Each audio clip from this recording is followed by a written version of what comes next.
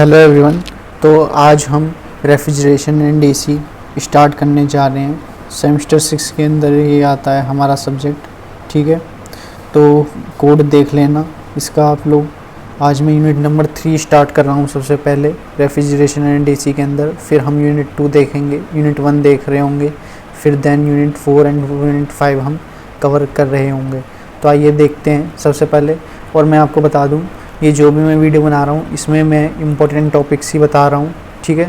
ये full syllabus coverage है वैसे तो, लेकिन फिर भी जो इम्पोर्टेंट टॉपिक्स हैं वो मैं आपको बताता हुआ चलूँगा साथ में, ठीक है। तो आइए देख लेते हैं। सबसे पहले टॉपिक आता है हमारा simple vapour absorption refrigeration and system, ठीक है।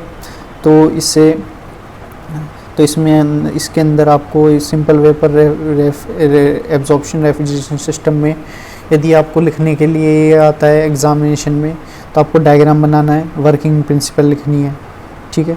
तो ये फ़िलहाल तो अभी इम्पोर्टेंट नहीं है। इसका जो दूसरा पार्ट है जो हम आगे की वीडियो में डिस्कस करेंगे, ठीक है, जैसे वीडियो में फॉरवर्ड करेंगे तो बताएंगे। प्रैक्टिकल वीआर सिस्टम होता है, ये तो है simple vapour absorption refrigeration system.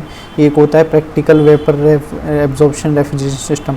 तो प्रैक्टिकल वीआर सिस्टम जो है वो इम्पोर्टेंट टॉपिक है, 7 मार्क्स में आया हुआ है और प्रीवियस ईयर क्वेश्चन में 10 मार्क्स में गिवन था, 7 मार्क्स में भी आने की आशंका है प्रैक्टिकल वीआर सिस्टम की। तो आइए शुरू करते हैं यूनिट को। सबसे पहले देख लेते हैं सिंपल वीआर सिस्टम क्या होता है। तो इसमें कंपोनेंट्स में बात कर लेते हैं, generator, absorber, evaporator and condenser, ठीक है। तो देख लेते हैं सबसे पहले इवापोरेटर में क्या होता है। इवापोरेटर से जो हम जानते हैं, इवापोरेटर में इवापोरेशन प्रोसेस होगा, यानी कि कूलिंग इफेक्ट प्रोड्यूस हो रहा होगा। कूलिंग इफेक्ट प्रोड्यूस होगा तो यहाँ पे हमारा कूलिंग प्रोड्यूस हो रही होगी और रेफ्रिजरेशन इफेक्ट प्रोड्यूस हो रहा होगा। तो इवापोरेटर से सबसे पहले अमोनिया वेपर जो है लो प्रेशर लो टेम्परेचर की जाती हैं एब्जॉर्बर में। एब्जॉर्बर में हम कूलिंग वाटर की सप्लाई कर देते हैं। एक तरफ से वाटर की सप्लाई इन कर रहे होते हैं, दूसरी तरफ से वाटर की सप्लाई हम आउट कर रहे होते हैं, उसको पास आउट करा देते हैं एब्जॉर्बर में। अमोनिया वेपर को लो pressure low temperature ammonia vapour को पास आउट करा देते हैं एब्जॉर्बर में। एब्जॉर्बर में फॉर्मेशन होता है स्ट्रॉन्ग सॉल्यूशन का। अब स्ट्रॉन्ग सॉल्यूशन क्या होता है? स्ट्रॉन्ग सॉल्यूशन वो सॉल्यूशन होता है जिसमें भी अमोनिया का कंटेंट हमारा ज़्यादा प्रेजेंट हो रहा हो, उसको हम रेफर करते हैं एज दी स्ट्रॉन्ग सॉल्यूशन। किसी भी सॉल्यूशन के अंदर यदि NH3 का अमाउंट परसेंटेज ज़्यादा है, NH3 के वेपर ज़्यादा हैं, तो उसको हम रेफर करते हैं स्ट्रॉन्ग सॉल्यूशन से। और किसी भी सॉल्यूशन के अंदर यदि अमोनिया का परसेंटेज कम है या फिर हम कह सकते हैं वाटर का परसेंटेज ज़्यादा है, तो उसको हम रेफर कर रहे होते हैं एज दी वीक सॉल्यूशन से। तो एब्जॉर्बर में हमारे लो pressure low temperature ammonia vapour गया, एब्जॉर्बर में फॉर्म हुआ। क्योंकि कूलिंग वाटर यहाँ पे सप्लाइड है एब्जॉर्बर में, तो यहाँ से हमारा वाटर का कंटेंट भी जाएगा और अमोनिया वेपर भी जा रहा होगा इवापोरेटर से। तो यहाँ पे बन जाएगा NH3 + H2O। तो ये पास आउट होगा पंप की मदद से जनरेटर में। पंप का काम होता है प्रेशर और टेम्परेचर को इंक्रीज़ करने का। तो प्रेशर टेम्परेचर इंक्रीज़ कर रहा होगा और जाएगा जनरेटर में। जनरेटर में हमारी अटैच है हीटिंग कॉइल, यानी कि हीट यहाँ पे सप्लाइड हो रही होगी जनरेटर में। हीट सप्लाइड होगी, जो प्रेशर था वो हमारा इंक्रीज़ हो जाएगा, यानी कि अमोनिया वेपर का प्रेशर इंक्रीज़ हो जाएगा। तो हाई प्रेशर अमोनिया वेपर जो है हमारी कंडेंसर में जा रही होगी। कंडेंसर में हमने कूलिंग सिस्टम लगा रखा है, यानी कूलिंग वाटर इन और आउट हो रहा होगा। यहाँ से कूलिंग वाटर इन है और यहाँ पे कूलिंग वाटर आउट है। जैसे कि सिस्टम हमने सेम प्रिंसिपल हमारा एब्जॉर्बर में लगा रखा है, सिमिलरली सेम उसी बेस्ड पे हमारा जो है कूलिंग वाटर का प्रिंसिपल वर्क कर रहा होगा। तो कंडेंसर से फाइनली हमारी जो है हीट रिजेक्टेड होगी, यानी कि जो अमोनिया वेपर था उसका फेस चेंज होगा। यानी कि जो अमोनिया वेपर था वो कन्वर्ट हो रहा होगा लिक्विड अमोनिया में। और क्योंकि यहाँ पे हमारा हीट रिजेक्शन हुआ है कंडेंसर में, तो high pressure high temperature as it is रहेगा। फिर हम इसको एक्सपेंशन वाल्व से मदद से इवापोरेटर में भेजते हैं। एक्सपेंशन वाल्व में भेजेंगे तो इसका जो प्रेशर है हाई प्रेशर और हाई टेम्परेचर वो कन्वर्ट हो जाएगा लो प्रेशर और लो टेम्परेचर में। और जो हमारी अमोनिया है वो कन्वर्ट हो रही होगी पार्शली इवापोरेटेड अमोनिया के अंदर, ठीक है। तो ये था इसका रिगार्डिंग डायग्राम। तो डायग्राम में आप देख के समझ गए। डायग्राम में सबसे पहले इवेपोरेटर से जाएगा अमोनिया वेपर एब्जॉर्बर में, एब्जॉर्बर में अटैच है हमारी कूलिंग वाटर, तो cooling water ammonia vapour plus ammonia H2O दोनों का मिक्सचर हो जाएगा और इस एब्जॉर्बर के अंदर स्ट्रॉन्ग सॉल्यूशन फॉर्म हो रहा होगा एक्वा अमोनिया का, जिसके अंदर अमोनिया का कंटेंट ज़्यादा होगा। उसको हम जो है पंप की मदद से अपलिफ्ट कर देंगे। पंप अपलिफ्ट करेगा, हो जाएगा जनरेटर में। जनरेटर में अटैच है हमारी हीटिंग कॉइल। हीटिंग कॉइल जो है हमारे प्रेशर को इंक्रीज़ करेंगी और जो वीक सॉल्यूशन है बचा हुआ वो प्रेशर रिड्यूसिंग वॉल्व के थ्रू वापस एब्जॉर्बर में आ रहा होगा। वीक सॉल्यूशन वो क्या होता है? वीक सॉल्यूशन मैंने आपको बता दिया। वीक सॉल्यूशन वो सॉल्यूशन होता है जिसके अंदर अमोनिया का कंटेंट हमारा लो हो रहा होता है। ओके, तो वीक सॉल्यूशन हमारा प्रेशर रिड्यूसिंग वॉल्व के थ्रू एब्जॉर्बर में वापस आ रहा होगा।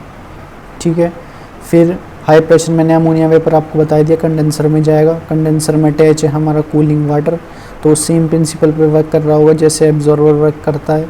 हीट यहाँ पर रिजेक्ट हो रही होगी। कंडेंसर में जाने के बाद फेस ट्रांसफॉर्मेशन होगा, फेस चेंज हो रहा होगा। ये अमोनिया वेपर कन्वर्ट हो जाएगा लिक्विड अमोनिया में। एक्सपेंशन वॉल्व में जो है पार्शियली इवेपोरेटेड अमोनिया बनेगा और उसका जो लो pressure low temperature high pressure high temperature जो है वो कन्वर्ट हो रहे होंगे लो प्रेशर लो टेम्परेचर में। अब इसके नीचे देख सकते हैं आप वर्किंग गिवन है। वर्किंग के कुछ पॉइंट्स यहाँ पे आपको गिवन दे रखे हैं, तो आप इनको देख लेना एक बार। फिर भी मैं बता देता हूँ कुछ पॉइंट्स जो लिखे हैं, जैसे कि low pressure ammonia vapour leaving evaporator enters the absorber, यानी कि जो हमारा low pressure low temperature ammonia vapour है वो जो है इवेपोरेटर को लीव करता है और एंटर करता है एब्जॉर्बर में। Where it is absorbed by cold water in absorber, क्योंकि एब्जॉर्बर में हमने कूलिंग वाटर की सप्लाई की है, यहाँ पे जो है हमको एब्जॉर्ब होगा कोल्ड वाटर के थ्रू। Water has ability to absorb very large quantities of ammonia vapour, तो आप वाटर की जो है एबिलिटी है वो जो है एब्जॉर्ब करने की एबिलिटी है। हम जानते हैं वाटर कैसा है, वाटर एक हमारा सॉल्यूशन है, तो वाटर के अंदर आप कुछ भी डालेंगे वो इजीली सॉल्व हो जाता है। शुगर में ठीक है, जैसे कि शुगर सॉल्यूशन होता है, सॉल्ट सॉल्यूशन होता है NaCl का, तो नमक को पानी में डालते तो इजीली डिसॉल्व हो जाता है। शुगर को आप पानी में डालते तो इजीली डिसॉल्व हो जाती है। सिमिलरली वाटर जो है एब्जॉर्ब कर लेगा अमोनिया वेपर को and solution thus formed it is known as aqua ammonia, और सॉल्यूशन को फॉर्म करेगा जिसको हम रिप्रेजेंट करेंगे एक्वा अमोनिया से। Strong solution is absorber pumped by generator, जो स्ट्रॉन्ग सॉल्यूशन है यानी कि जिसके अंदर अमोनिया का कंटेंट ज़्यादा है वो एब्जॉर्बर में जो है पंप्ड करेंगे हम बाय जनरेटर में। Strong solution of ammonia in generator is heated by external source, फिर जो जनरेटर में हमने हीटिंग सोर्स को अप्लाइड किया है, स्टीम को अप्लाइड किया है, ठीक है, एक्सटर्नल सोर्स की मदद से, तो उसको हीट करेंगे। और बाकी की आप वर्किंग लिख सकते हैं कि हाई प्रेशर अमोनिया वेपर जा रहा होगा कंडेंसर में, कंडेंसर के बाद होगा फेस चेंज, फेस चेंज के बाद जो होगा हमारे हाई प्रेशर हाई टेम्परेचर की जो लिक्विड अमोनिया वेपर है वो कन्वर्टेड हो जाएगी partially evaporated ammonia low pressure low temperature में। ठीक है, so this regarding the working of simple vapour absorption refrigeration system. अब हम देख लेते हैं next topic, that is the coefficient of performance of an ideal vapour absorption refrigeration system. तो ideal vapour absorption refrigeration system में आपको कुछ terms ध्यान रखनी है, जैसे कि QG क्या होता है, heat given to refrigerant in generator. Similarly QC heat discharge to atmosphere और cooling water from condenser. QE होता है हमारा heat absorbed by refrigerant in evaporator, और हमारा दैट इज़ QP होता है heat added to refrigerant. QP है तो P डिनोट होता है हमारा पंप से, ठीक है, तो आपको ध्यान रखना है हीट जो एडेड होगी रेफ्रिजरेंट में वो हमारे पंप वर्क की होगी। G हमको अगेन डिनोट कर रहा है हमारा जनरेटर से, तो टेम्परेचर ले लेंगे यहाँ पे, temperature at which heat QG is given to generator, temperature at which QC is discharged to atmosphere उसको रिप्रेजेंट करेंगे TC से, temperature at which heat QE is absorbed in evaporator, तो evaporator के लिए E और एटमॉस्फेयर के लिए condenser के लिए C, जनरेटर के लिए G और पंप वर्क के लिए P से हमने ये सारे नोटेशंस को डिनोट किया है। अब हम देख लेते हैं that is the neglecting pump work. Pump work जो है इसको हम नेगलेक्ट कर रहे होंगे, तो पंप वर्क को नेगलेक्ट करने पे जो हमारा और अप्लाई कर देंगे फर्स्ट लॉ ऑफ थर्मोडायनेमिक्स। तो फर्स्ट लॉ ऑफ थर्मोडायनेमिक्स आप सभी लोग जानते ही हैं। फर्स्ट लॉ ऑफ थर्मोडायनेमिक्स होता है हमारा Q C is equal to Q G plus Q E, यानी कि Q G by T G plus Q E by T E is equal to ये हो जाएगा Q G by T G plus Q E by T E is equal to Q C by T C. यहाँ पर हमने जो है temperature से divide कर दिया है पर्टिकुलर टेम्परेचर जो है, जैसे कि क्यू जी के रेस्पेक्ट में टी जी का टेम्परेचर है, क्यू ई के रेस्पेक्ट में टी का टेम्परेचर है और क्यू सी के रेस्पेक्ट में टी सी का टेम्परेचर है। इन पर्टिकुलर टेम्परेचर से हमने इनको डिवाइड कर दिया है। तो फाइनली हमारी इक्वेशन बनेगी Q G by T G plus Q E by T E is equal to Q C by T C को लिख सकते हैं हम क्यू सी को लिख सकते हैं हम क्यू जी प्लस क्यू ई, क्योंकि आप देख सकते हैं क्यू सी की जो वैल्यू है वो है हमारी Q G plus Q E, तो यहाँ से हम लिख देंगे Q G plus Q E. तो फाइनली हमारी इक्वेशन बन जाएगी Q G by T G plus Q E by T G is equal to Q G by T C plus Q E by T C. अब यहाँ से हम Q जी को common ले लेंगे और यहाँ से हम क्यू ई को कॉमन ले लेंगे, तो फाइनली टेम्परेचर के अंदर रिलेशन आ जाएगा हमारा। क्यू जी की वैल्यू फाइनली आ रही होगी Q G is equal to Q E T C minus T E upon T into T G minus T C.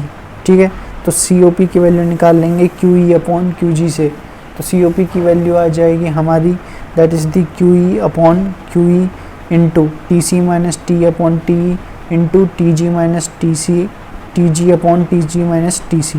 तो फाइनली ये तो थी रिगार्डिंग सी ओ पी की वैल्यू। अब सी ओ पी की वैल्यू यदि हमें मैक्सिमम पॉइंट पर निकालनी है तो उसकी फाइनली वैल्यू क्या आ रही होगी, आइए वो देख लेते हैं। तो maximum C O P max हो जाएगी that is the Q E T E upon T C minus T E into T G minus T C upon T G. ये आपको ध्यान रखनी है, ये हमारी इंपॉर्टेंट वैल्यू है। आगे हम न्यूमेरिकल सॉल्व करेंगे तो उसके लिए जो है हमारी बेसिकली ये इम्पोर्टेंट हो सकती है। ठीक है, तो काफ़ी सारे न्यूमेरिकल हम सॉल्व करेंगे आगे रेफ्रिजरेशन के अंदर, simple vapour refrigeration absorption system के अंदर, तो वहाँ पे हम जो है COP मैक्स की वैल्यू को लगा रहे होंगे। तो ये आपको वैल्यू जो है ध्यान रखनी है। COP मैक्स की वैल्यू होती है TE upon TC minus TE into TG minus TC upon TG।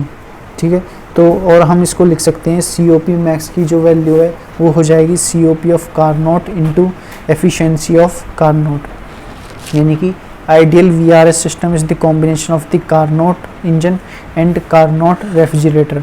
तो कारनोट इंजन जो है उसका कॉम्बिनेशन और कारनोट रेफ्रिजरेशन, इन दोनों के कॉम्बिनेशन से आइडियल VRS सिस्टम की वैल्यू को हम डिफाइन करते हैं। तो सिंपल VRS सिस्टम जो है ये तो है हमारा आइडियल VRS सिस्टम। तो यदि आपको एग्ज़ाम में आइडियल VRS सिस्टम लिख के आता है तो आप उसकी जो है बेसिकली फंक्शन लिख सकते हैं, कंपोनेंट्स लिख सकते हैं। जो मैंने आपको बताया, जनरेटर होता है, कंडेंसर होता है, एक्सपेंशन वाल्व होती है, इवोपरेटर होता है, एब्जॉर्वर होता है, पंप होती है, प्रेशर रिड्यूसिंग वाल्व होते हैं। ठीक है, और जनरेटर में हीटिंग कॉइल लगी रहती है। तो ये तो हो गए हमारे कंपोनेंट्स। वर्किंग मैंने आपको समझा दी। वर्किंग के बाद जो है COP का डेरिवेशन ये ड्राइव करने के लिए आ सकता है। आइए अब हम देख लेते हैं एक न्यूमेरिकल। ठीक है, तो न्यूमेरिकल कवर करते हैं। न्यूमेरिकल जो है हमारा इसी फॉर्मूले पे बेस्ड है, जो COP ऑफ मैक्स की वैल्यू है मैंने आपको बताई थी। COP ऑफ मैक्स की वैल्यू ये हमारी इंपॉर्टेंट है और इसी पे बेस्ड आपके न्यूमेरिकल्स आएंगे। ठीक है, तो in a vapour absorption refrigeration system having cooling refrigeration take place at temperature of 100 degree Celsius, 20 degree Celsius and -5 degree Celsius respectively. तो आपको टेम्परेचर गिवन है, किस किस की गिवन है, एक तो कूलिंग का गिवन है, हीटिंग का गिवन है और हमको गिवन है फाइंड द मैक्सिमम COP, यानी कि एक तो हमको कूलिंग का गिवन है यानी कि TC की वैल्यू गिवन है, एक हीटिंग का गिवन है, हीटिंग किस में होती है, जनरेटर में, यानी कि TG का गिवन है, और एक हमको गिवन है माइनस यानी कि इवोपरेटर का। ठीक है, यानी कि एक हमको इवोपरेटर यानी T का वैल्यू गिवन है। तो टेम्परेचर को हम जानते हैं, टेम्परेचर की वैल्यू हम जो है कन्वर्ट कर रहे होंगे केल्विन के अंदर। तो फाइनली जो हमारी टेम्परेचर की वैल्यू आ जाएगी वो आ जाएगी आपको 273 से एडिशन कर देना है केल्विन में कन्वर्ट करने के लिए, ये तो आप कर ही लोगे। फिर COP ऑफ मैक्सिमम का फॉर्मूला लगा देंगे जो मैंने आपको बताया, TE upon TC minus T into TG minus TC upon TG। ठीक है, तो टेम्परेचर की तीनों टेम्परेचर हमको गिवन है, TG भी गिवन है, TC भी गिवन है और TE भी गिवन है। फॉर्मूले में रख देंगे और फाइनली जो हमारी इक्वेशन वैल्यू आ रही होगी COP ऑफ मैक्सिमम की वो आ जाएगी 2.3। ठीक है, तो ये तो था regarding ideal VRS system, COP of VRS system और उस पर बेस्ड न्यूमेरिकल। इसके बाद जो है आपको एक 3.2, ठीक है, तो ये 3.2 क्वेश्चन देख लेना क्वांटम में। इम्पोर्टेंट इतना इम्पोर्टेंट नहीं है, लेकिन फिर भी आप एक बार देख सकते हैं इस क्वेश्चन को, आपको जो है पता चल जाएगा VRS सिस्टम में और VCRS सिस्टम में डिफरेंस क्या है, उस पर बेस्ड ये हमारा क्वेश्चन है 3.2। आइए बात कर लेते हैं इम्पोर्टेंट क्वेश्चन की, प्रैक्टिकल VRS सिस्टम। तो वीडियो के स्टार्टिंग में मैंने आपको बताया था जो प्रैक्टिकल VRS सिस्टम है ये हमारा इम्पोर्टेंट टॉपिक है। सिंपल VRS सिस्टम से काफ़ी इम्पोर्टेंट है और ये प्रीवियस ईयर क्वेश्चन पेपर्स में आया हुआ भी है, ठीक है। तो components used in the practical VRS system में कौन कौन से कंपोनेंट्स हम यूज़ करते हैं, आइए देख लेते हैं। एब्जॉर्वर यूज़ करते हैं, पंप करते हैं, generator, condenser, pressure reducing valve, expansion valve and evaporator, ठीक है। तो ये सारे कंपोनेंट्स हम यूज़ करते हैं प्रैक्टिकल VRS सिस्टम की। एडवांटेजेस की बात कर लें तो एनवायरमेंटल फ्रेंडली है, क्योंकि यहाँ पे हम जो है CFC क्लोरोफ्लोरोकार्बन यूज नहीं कर रहे होते हैं, ठीक है। लोअर इलेक्ट्रिसिटी कंजम्पशन है, इलेक्ट्रिसिटी जो कंजम्पशन करता है वो लो करता है। Suitable for remote areas and longer component life span, और कंपोनेंट की जो लाइफ स्पैन है वो हमारी काफ़ी लॉन्गर होती है as compare to the other. अब बात कर लेते हैं इसके डिसएडवांटेजेस की, तो हायर इनिशियल कॉस्ट है और मोर कॉम्प्लेक्स मेंटेनेंस है, ठीक है। तो ये तो था regarding advantages of and disadvantages of practical VARS system. इसके बाद जो है आपको यदि ये क्वेश्चन लिखने के लिए आता है एग्ज़ाम में 7 मार्क्स में, तो आपको जो है डायग्राम बनाना है, वर्किंग सभी की समझानी है, ठीक है। तो आइए इसका डायग्राम देख लेते हैं। डायग्राम में वही सेम डायग्राम है जैसे कि हमारा आइडियल VRS सिस्टम था, सिंपल VRS सिस्टम, वैसे ही कुछ यहाँ पे, बस मेन डिफरेंस यहाँ पे ये है जो प्रैक्टिकल VRS सिस्टम में हम यूज़ करते हैं हीट एक्सचेंजर, और हीट एक्सचेंजर हम यहाँ पे 2 हीट एक्सचेंजर यूज कर रहे होते हैं, ठीक है। और बाकी एक्सपेंशन वॉल्व की जगह हम और है एक टर्म है रिसीवर, ठीक है, रिसीवर का यूज़ करते हैं। बाकी सेम वर्किंग प्रिंसिपल है जैसे कि सिंपल VRS सिस्टम की और और आइडियल VRS सिस्टम की वर्किंग प्रिंसिपल है, ठीक है। तो आइए समझ लेते हैं। तो सबसे पहले यहाँ पे हम देखते हैं एब्जॉर्वर। एब्जॉर्वर में जानते हैं हम, इस एब्जॉर्वर में जो है हमारा स्ट्रॉन्ग सॉल्यूशन फॉर्मेशन होता है। जैसे कि हम जानते हैं सिंपल VRS सिस्टम में क्या फॉर्मेशन हुआ था, हमारा स्ट्रॉन्ग एक्वा अमोनिया सॉल्यूशन, यानी कि अमोनिया का कंटेंट भी था वहाँ पे, और जो है हमारा बेसिकली वाटर का भी कंटेंट प्रेजेंट हो रहा था, ठीक है। तो यहाँ पे हमारा जो है स्ट्रॉन्ग सॉल्यूशन फॉर्म होगा। स्ट्रॉन्ग सॉल्यूशन किसका फॉर्म होगा, स्ट्रॉन्ग सॉल्यूशन फॉर्म होगा हमारे अमोनिया का, ठीक है। स्ट्रॉन्ग सॉल्यूशन अमोनिया फॉर्मेशन होगा एब्जॉर्बर में, ठीक है। यानी कि स्ट्रॉन्ग सॉल्यूशन वो सॉल्यूशन जिसमें अमोनिया का कंटेंट हमारा ज़्यादा हो रहा होगा। उसके बाद हम पंप से इसको अपलिफ्ट कराते हैं और हीट एक्सचेंजर में भेजते हैं। पंप का काम होता है बेसिकली प्रेशर को इंक्रीज़ करना, और ये जाएगा हीट एक्सचेंजर में।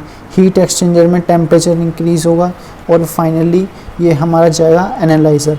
एनालाइज़र का काम क्या होता है, एनालाइज़र का काम होता है यानी कि बेसिकली वाटर को रिमूव करना। जो हमारा सॉल्यूशन आया है अमोनिया प्लस वाटर का, उसमें जो है वाटर को रिमूव करने का काम करता है एनालाइज़र। एनालाइज़र जो है बेसिकली एनालाइज करता है और वाटर को रिमूव करने का काम करता है। यहाँ पे जो है बेसिकली 99% ऑफ वाटर वेपर जो है रिमूव्ड हो जाते हैं और केवल अमोनिया वेपर ही बच रहा होता है, ठीक है। तो बचे हुआ जो 1% वाटर वेपर हैं और अमोनिया वेपर हैं वो जाते हैं हमारे रेक्टिफायर में।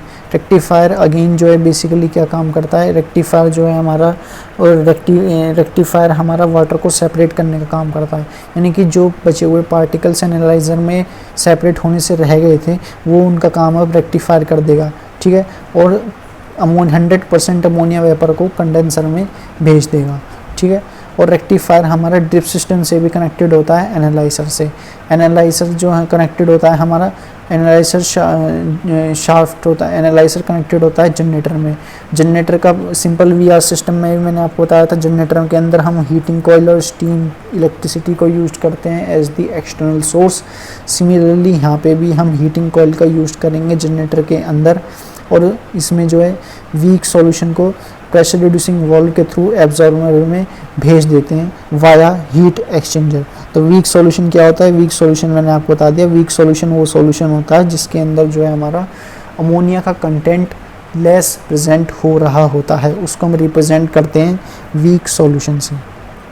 ठीक है, तो यहाँ पे हमारा जो है प्रेशर रिड्यूसिंग वाल्व के थ्रू वीक सॉल्यूशन एब्जॉर्बर में वापस आ जाता है। ठीक है, तो रेक्टिफायर से जो हमारा 100% अमोनिया वेपर जाएगा कंडेंसर में जैसे कि एब्जॉर्बर में हमारी कूलिंग वाटर की सप्लाई हो रही थी, सिमिलरली कूलिंग वाटर की सप्लाई हमारी कंडेंसर में भी होगी।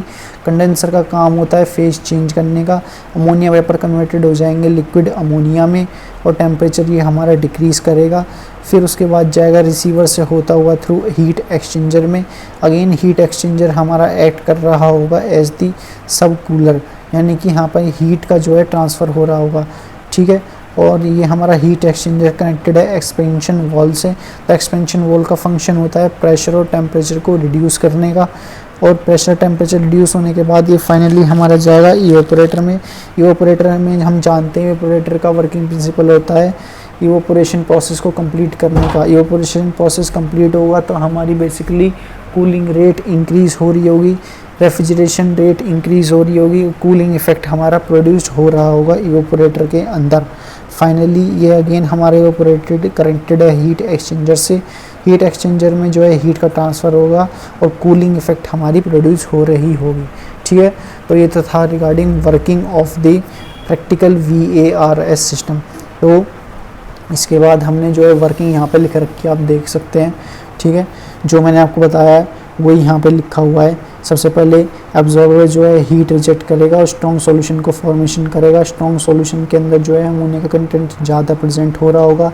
प्रेशर जो है पंप जो है अपलिफ्ट करेगा और प्रेशर को इंक्रीज़ कर देगा।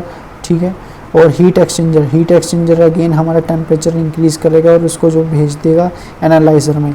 एनालाइज़र का काम होता है बेसिकली 99% वाटर वेपर को रिमूव करने का, और जो बचे हुए हमारे 1% वाटर वेपर हैं वो हमारे अगेन रेक्टिफायर में चले जाएंगे और वहाँ पे जाके सेपरेट हो रहे होंगे।